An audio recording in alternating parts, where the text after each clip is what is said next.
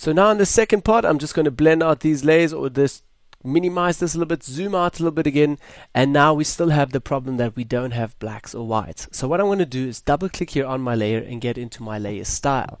Under here, under our blending options, down here we have two sliders, and under this slider I'm going to take this triangle here, hold Alt, and then with that I'm just going to move it over to the right hand side and have a look how all our blacks and whites are coming back again. Do exactly the same effect from this side, and we're just tweaking that and tweaking that a little bit more, and wow, have a look how much it comes back already. Say okay and have a look. Wow, we already got all our details back and everything is set again. Okay, this is just the first part of retouching this, so don't worry, it's not perfect yet, but it looks very, very nice already. Okay, so what we're going to do over then is go back to our basic retouching layer down here. Then we're going to duplicate that as well and move it to the top again. This layer, we're going to call this layer the detail layer, and from there we're going to get all our details again. So on the detail layer, go to the blending options again and change this to soft light, or if you want more details even, to hard light. I like to keep it at soft light.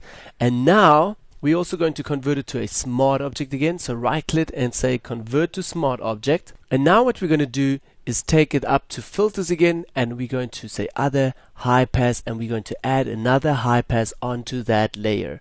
So now let me just tweak my pixel a little bit down here. I don't like to have my pixels that much. I would like to have them just around 8 to 9, 10 pixels, somewhere around there, and have a look how nice these pixels are coming back already.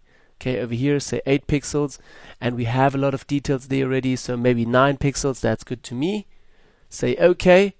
And if your skin is still too flat, too soft, then you can try to put a little bit of more noise on top of that, or if you want to, you can put it here under your blending options to hard light to get even more details and more pores back. I don't like it too much, I like it to soft light, and I keep it right over there. So here we got it in the smart object as well. Again, if we want to, we can go back again into high pass and we can tweak that adjustment again. So that's the nice part about it. Okay, so that's basically it for now.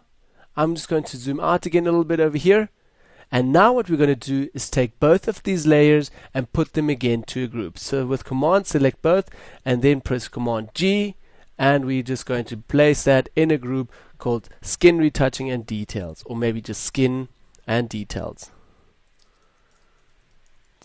And that's it. Say OK and we're done.